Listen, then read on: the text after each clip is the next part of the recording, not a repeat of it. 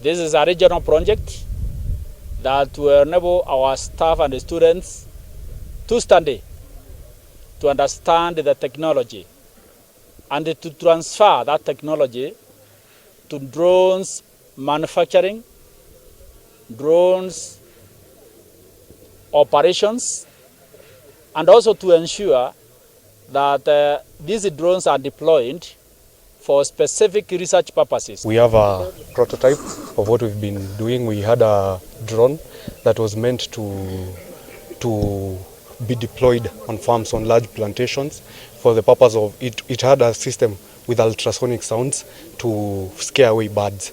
Why is it important for today's learners and today's youth?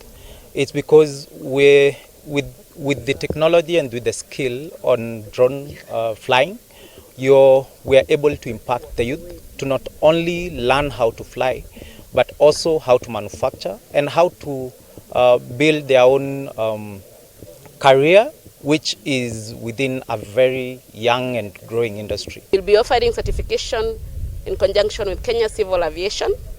So when the students are trained here, they'll get a certification. We're not just training them for fun. They will be able to get a certificate for that training. And they'll be able now to be a licensed drone pilot in the country.